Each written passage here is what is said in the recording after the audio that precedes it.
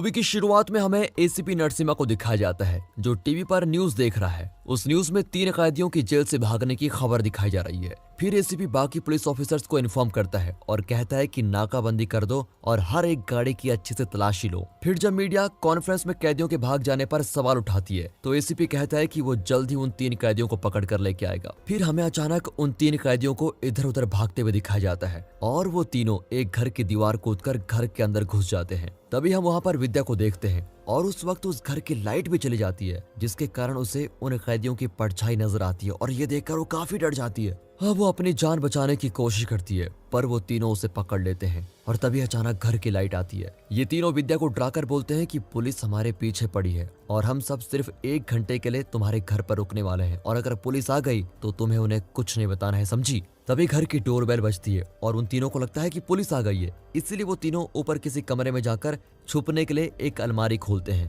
पर जैसे ही वो अलमारी खोलते हैं उसमें से एक आदमी की लाश बाहर आती है। वो तीनों लाश को देखकर जोर से चिल्लाते हैं। ये सुनकर विद्या फौरन ऊपर आती है। फिर वो तीनों को उस लाश के साथ अंदर छिपा देती है और नीचे जाकर दरवाजा खोलती है तो देखती है कि उसका पड़ोसी अब्बास पॉल आया हुआ है जो अक्सर विद्या का टाइम वेस्ट करके उसके साथ फ्लर्ट करता रहता है। अब विद्या कैसे भी करके उस पड़ोसी को घर से बाहर निकालती है। फिर विद्या ऊपर जाकर उन तीनों को अलमारी से बाहर निकालती है। वो विद्या से पूछते हैं कि तुमने बोला था कि तुम्हारा पति बाहर रहता है पर तुमने अपने पति की लाश को अलमारी में छुपा कर क्यों रखा हुआ है। तो फिर विद्या उन्हें अपनी दर्द भरी कहानी सुनाती है और इसी के साथ सीन शिफ्ट होता है पास्ट में जहां हम विद्या के पति राहुल की जिंदगी को देखते हैं। राहुल एक फेमस एड सेलिब्रिटी है जिसकी काफी सारी लड़कियां दीवानी हैं पर वो उन्हें ये बोलता है कि वो उसी लड़की से शादी करेगा जिसके लिए वो पागल होगा। राहुल एक एड फिल्म की शूटिंग कर रहा होता है तभी हम देखते हैं कि विद्या शूटिंग के बीच में आकर गाड़ी के सामने एक बकरी के बच्चे को बचाती है जिसको देखकर तो राहुल काफी इंप्रेस हो जाता है और मानो जैसे उसे पहले ही नजर में प्यार हो गया हो। अगले दिन हमें दिखाया जाता है कि विद्या एक अनाथ लड़की है और जब वो अगले दिन अपने अनाथ आश्रम में आती है तो उसे पता चलता है कि किसी ने 1 करोड़ का डोनेशन किया है। अब इसका पता लगाने के लिए वो किचन में जाती है तो वहाँ उसकी मुलाकात फिर से राहुल से होती है जिसने ये डोनेशन दिया था और इससे पहले विद्या कुछ बोल पाती राहुल डायरेक्ट उसे वहीं प्रपोज कर देता है और फिर क्या था, मुलाकात प्यार में बदल जाती है और इसी के साथ उनकी शादी भी हो जाती है। अब इन दोनों की लव लाइफ काफी अच्छे से कट रही होती है। तभी अचानक एक दिन सुबह जब विद्या सोकर उठती है तो वो देखती है कि राहुल वहाँ मौजूद ही नहीं है और जब वो राहुल को ढूंढते ढूंढते एक कमरे में पहुंचती है तो वो देखती है कि राहुल दोनों की सुहागरात की कुछ वीडियोस को बड़ी आवाज में देख रहा है। अब दोबारा प्रेजेंट में दिखाते हैं। कहानी सुनाते सुनाते ही वहाँ कहीं से पानी आने लग जाता है जो देखकर विद्या और तीनों कैदियों को काफी अजीब भी लगता है। फिर वे पानी की डायरेक्शन को देखते देखते पहुंच जाते हैं तो उन्हें पता चलता है कि किसने नल को खोल दिया था।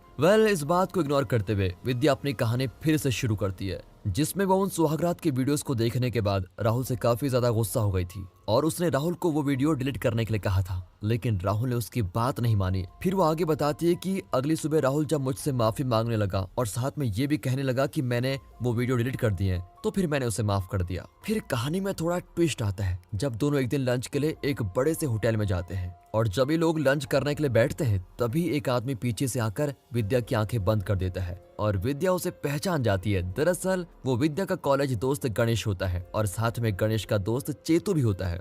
एक्चुअली गणेश आईएएस बनने की तैयारी कर रहा होता है। गणेश और विद्या की दोस्ती को देखकर राहुल की जलने लगती है, मतलब उसे गुस्सा आने लगता है और वो वहीं गणेश को बहुत ही भला बुरा कह देता है। ये सुनकर गणेश को बुरा लगता है और वो वहाँ से फौरन चला जाता है। विद्या को भी राहुल की बात पसंद नहीं आती। फिर वो राहुल को गणेश के साथ बीता हुआ एक किस्सा बताती है जहाँ कॉलेज के दिनों में विद्या और गणेश एक रोल प्ले कर रहे थे जिसमें गणेश अपने डायलॉग्स को भूल गया था और फिर उन डायलॉग्स को याद करने में विद्या ने उसकी मदद की थी। वो साथ ही साथ ये भी बताती है कि गणेश ने इसके बदले मेरी काफी रिस्पेक्ट भी की थी। बट गुस्से से जल रहे राहुल को ये बात बिल्कुल भी पसंद नहीं आती और विद्या भी गुस्से में बिना खाए वहाँ से चली जाती है। अब एक दिन दास जो राहुल का असिस्टेंट होता है वो राहुल के घर अपनी छोटी बेटी को लेकर आता है। उसकी बच्ची के सर पर बाल नहीं होते तो विद्या उससे पूछती है ये क्या हुआ तो दास उसे बताता है कि मेरी बेटी को कैंसर है और केमोथेरेपी के लिए उसके बाल काट दिए गए हैं। वो साथ ही साथ ये भी बोलता है कि मुझे अब पैसों की जरूरत है। तभी राहुल वहां पर आ जाता है। अब दास राहुल को कुछ मॉडल्स की तस्वीरें दिखाता है जिन्हें एड शूट के लिए सिलेक्ट करना था बट राहुल खुद ना सिलेक्ट करके विद्या को उन 2 मॉडल्स में से किसी एक को सिलेक्ट करने के लिए कहता है। इसी बीच दास राहुल को अपनी बेटी की बीमारी के बारे में बताने लगता है कि उसकी बेटी के इलाज के लिए उसको 25 लाख रुपए की जरूरत है। ये सुनकर तो राहुल को बहुत गुस्सा आ जाता है और वो कहता है कि मेरे पास इतने पैसे नहीं है, मैं नहीं दे सकता। और साथ ही साथ ये भी कहता है कि अगर पैसे देने के बाद तेरी बेटी जिंदा ना बचे तो इसमें तो मेरा ही नुकसान होगा ना। ये सुनकर दास को बहुत बुरा लगता है। अब दास ये सुनकर एक चेक बनाता है जिसमें वो गलती से 1 ज़ीरो ज्यादा लिख देता है। अब इससे राहुल और गुस्सा हो जाता है और उसकी बेटी के सामने ही उसको मारने लगता है। ये सब देखकर दास वहाँ से रोते हुए निकल जाता है बेचारा। अब राहुल की इस हरकत के बाद विद्या उससे पूछती है कि अगर तुम मेरे अनाथ आश्रम में 1 करोड़ रुपए दान कर सकते हो तो क्या तुम अपने दोस्त की बेटी के ऑपरेशन के लिए 25 लाख नहीं दे सकते। तब राहुल उससे कहता है कि वो 1 करोड़ तो मैंने आश्रम में उन बच्चों के लिए नहीं बल्कि तुम्हें हासिल करने के लिए दिए थे। अगले दिन हम देखते हैं कि राहुल को एक बड़ी एड कंपनी का ओनर बहुत डांट रहा होता है और कहता है कि तुमने मेरी कंपनी के लिए अच्छे मॉडल्स को रिप्रेजेंट नहीं किया। ओनर की डांट सुनने के बाद राहुल को काफी ज्यादा गुस्सा आ जाता है, लेकिन वो कुछ भी करके अपने गुस्से को काबू करता है। और इसी बीच विद्या भी उसे काफी बार फोन करती है, लेकिन राहुल इसका कोई जवाब नहीं देता। बट जैसे ही मीटिंग खत्म होने के बाद जब राहुल घर पहुंचता है और विद्या से पूछता है कि ऐसी क्या जरूरी बात आ पड़ी कि तुम इतने फोन करने लग गई थी, तो विद्या उससे कहती है कि मैं तुम्हारे बच्चे की माँ बनने वाली हूँ। ये सुनकर तो राहुल भी बहुत खुश हो जाता है। फिर दोनों डॉक्टर के पास जाते हैं। डॉक्टर विद्या की रिपोर्ट देखने के बाद बोलती है विद्या की रिपोर्ट नॉर्मल नहीं है और उसे अबॉर्शन करवा लेना चाहिए। ये सुनकर तो विद्या रोने लगती है, पर राहुल कहता है कि मेरे लिए विद्या से ज्यादा जरूरी कुछ नहीं है और वो डॉक्टर को अबॉर्शन करने के लिए हाँ कर देता है और फाइनली विद्या का अबॉर्शन हो जाता है। फिर आगे हम देखते हैं कि राहुल यूएसए कंपनी वालों को एक नई मॉडल की तस्वीर दिखाता है जिसको देखकर कंपनी वाले बहुत खुश हो जाते हैं और वो फोटो किसी और की नहीं बल्कि विद्या की होती है। वहीं दूसरी तरफ विद्या को हॉस्पिटल में सिस्टर से पता चलता है कि उसका दरअसल अबॉर्शन नहीं बल्कि यूट्रस रिमूव कर दिया गया है, यानी कि वो इन फ्यूचर अब कभी भी मां नहीं बन सकती और ऐसा करने के लिए राहुल ने डॉक्टर को बोला था। ये सुनने के बाद तो विद्या बहुत रोने लगती है कि मेरे साथ क्या हो गया। और इसी के साथ सीन फिर से शिफ्ट होता है प्रेजेंट में, जहाँ वो 3 कैदी विद्या से कहते हैं कि तुम्हारा पति हैवान था जिसे तुमने मार के कोई गलती नहीं की। और फिर से हम कहानी की ओर आते हैं जहाँ राहुल विद्या के पास आता है और तब विद्या उसको एक थप्पड़ मारकर पूछती है कि तुमने मेरे साथ ऐसा क्यों किया। तो राहुल कहता है कि अगर तुम माँ बन जाती तो मेरे लिए एक दिक्कत बन जाती। साथ ही साथ वो उससे ये भी कहता है कि वो उसे छोड़ देगा, बस उसको एक न्यूड फोटो शूट करना होगा जिसके लिए उसे फॉरेन कंपनी ने ऑफर किया था। ये सारी बातें सुनकर विद्या उसे साफ साफ मना कर देती है, पर अब राहुल बहुत जिद्दी है, इसीलिए वो विद्या को उसकी फर्स्ट नाइट वाली वीडियो दिखाकर बहुत ब्लैकमेल करता है और कहने लगता है कि तुम्हें ये न्यूड फोटोशूट करवाना ही होगा, नहीं तो मैं ये वायरल कर दूंगा। मजबूरी के कारण विद्या इस बात को अपने दोस्त गणेश को बताती है। तभी वहाँ पर राहुल और दास भी आ जाते हैं और उनको देखकर राहुल कुछ भी फालतू की बातें करने लगता है। राहुल की अजीब बातें सुनकर गणेश को बहुत गुस्सा आता है और दोनों के बीच में हाथापाई होने लगती है। आखिर में गणेश राहुल को मारने वाला होता है, पर विद्या उसको रोक लेती है, कुछ भी करके उसको वहाँ से जाने के लिए कहती है और विद्या की बात मानकर गणेश भी वहाँ से चला जाता है। फिर गणेश के जाने के बाद राहुल चाकू हाथ में लेकर विद्या पर अटैक करता है और उसको मारने की कोशिश करता है,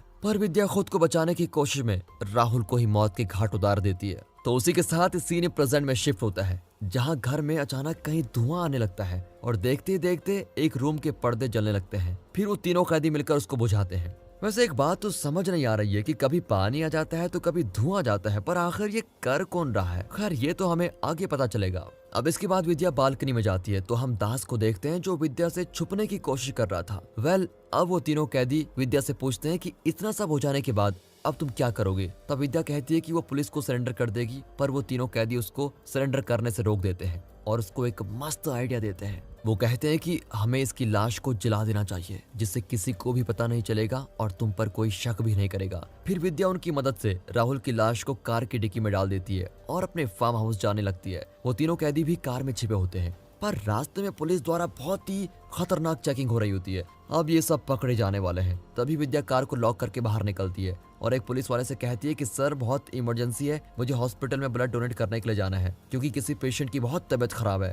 ये सुनकर पुलिस उसकी गाड़ी की जल्दी तलाशी करके उसको रवाना करने की कोशिश करता है। अब पुलिस वाला विद्या की कार चेक करने के लिए उसे बोलता है कि कार का लॉक खोलो, पर विद्या जैसे ही लॉक खोलने वाली होती है तभी दूसरा पुलिस इंस्पेक्टर आकर उसको रोक लेता है और कहता है कि इन्हें जाने दो, इनको ब्लड डोनेट करना है। अब मौके का फायदा उठाकर वो चारों वहां से निकल जाते हैं और लाश को ले जाकर अपने फार्म हाउस पे जला देते हैं। लाश को जलता हुआ देखकर विद्या रोने लगती है और उसे बहुत दुख भी होता है। विद्या की यह हालत देखकर वो तीनों कैदी उसे घर जाने के लिए कहते हैं। उसी रात विद्या को एक अजीब सा सपना आता है जिसमें वो देखती है कि राहुल जिंदा है और उसे मारने की कोशिश कर रहा है। ये देखकर तो विद्या काफी ज्यादा डर जाती है, बट चौंकाने वाली बात तो तब होती है जब विद्या को राहुल के फोन से किसी का कॉल आता है। ये देखकर तो विद्या बहुत हैरान हो जाती है कि ये कैसे हो सकता है, आखिर राहुल कैसे कॉल कर सकता है जबकि वो तो मर चुका है। तभी कुछ देर बाद उसे किसी अजनबी का कॉल आता है जो कल रात हुई घटना के बारे में उसे ब्लैकमेल करने लगता है और कहता है कि मुझे मालूम है जो कल हुआ और इन सारे सबूतों को मिटाने के लिए मुझे 25 लाख चाहिए।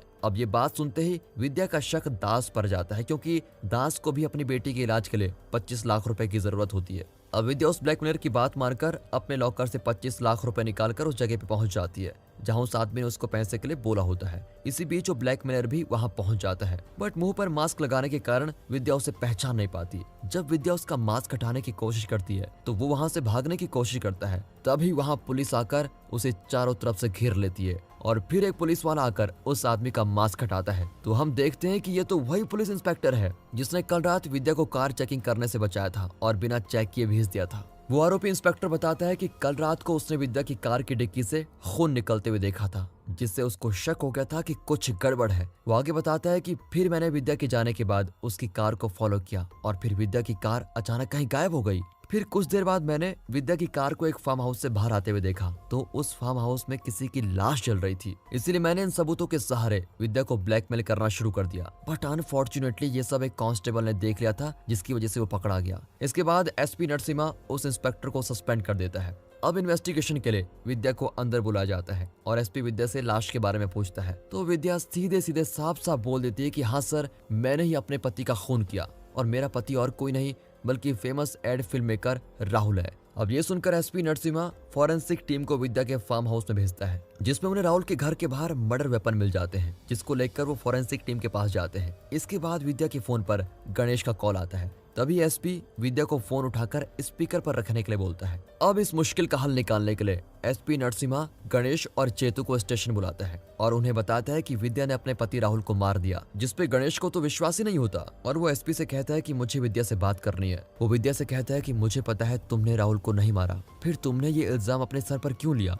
तो विद्या कहती है कि मुझे पता है राहुल को तुमने ही मारा है क्योंकि गणेश, मैंने तुम्हें उस दिन घर से दीवार से कूदते हुए देख लिया था। अब विद्या की अजीब बात सुनकर गणेश चौंक जाता है और कहता है कि तुम्हारे पति से झगड़ा होने के बाद और तुम्हारे रोकने के बाद मैं तुम्हारे घर वापस नहीं आया और मैंने सच में राहुल को नहीं मारा। तब विद्या कहती है कि अगर तुमने राहुल को नहीं मारा और मैंने भी राहुल को नहीं मारा तो फिर राहुल को किसने मारा? तभी ये सारी बातें एसपी नरसिम्हा सुन लेता है। विद्या एसपी को बताती है कि उसने राहुल को नहीं मारा, उसको लगा था कि गणेश ने राहुल को मारा, इसलिए गणेश को बचाने के लिए उसने सारा इल्जाम अपने सर पर ले लिया, पर गणेश ने भी राहुल को नहीं मारा है।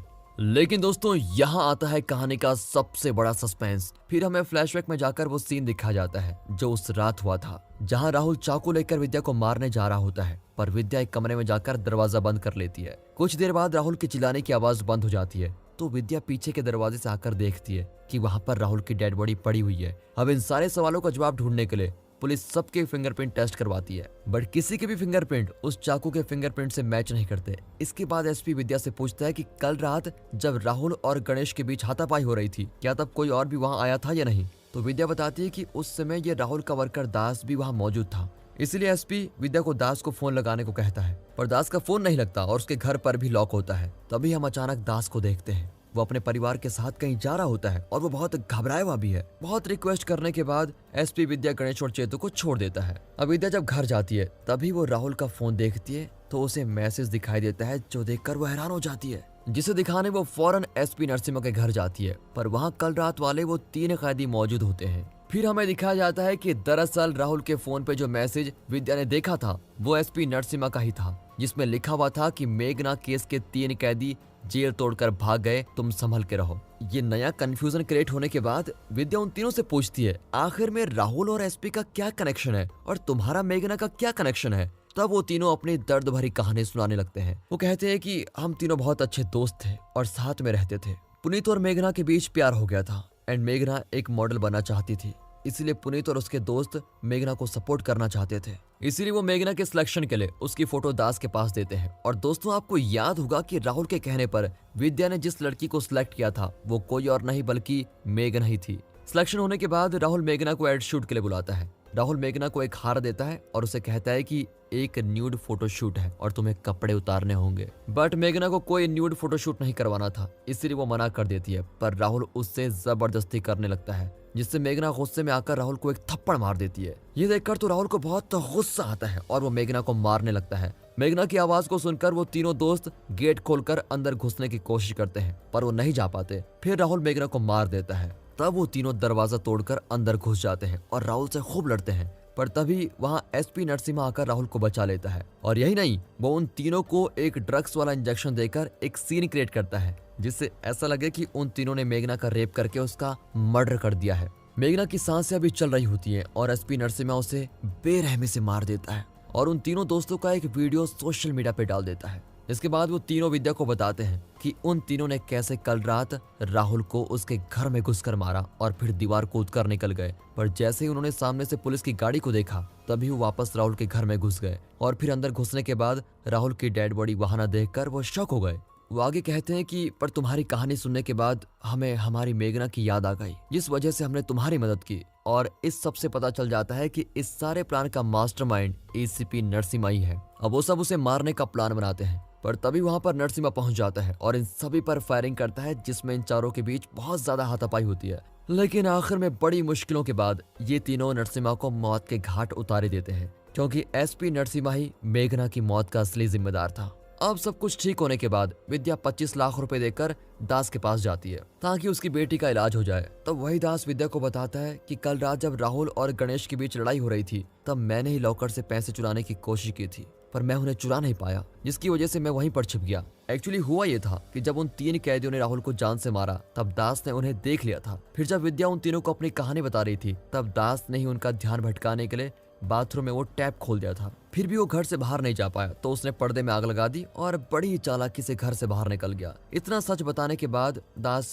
विद्या से अपने गुनाहों की माफी मांगता है। फिर आखिर में दोस्तों हम देखते हैं कि विद्या वापस अपने अनाथ आश्रम आ जाती है और इसी के साथ ये मूवी यहाँ पर खत्म होती है। बाकी अगर आपको मूवी अच्छी लगी हो, स्टोरी अच्छी लगी हो, एक्सप्रेशन अच्छा लगा हो, तो वीडियो को लाइक कीजिए और चैनल को सब्सक्राइब कर दें। बाकी मिलते हैं अगली मजेदार मूवी के साथ, तब तक के लिए गुड बाय, अपना ख्याल रखिए and finally thanks for watching.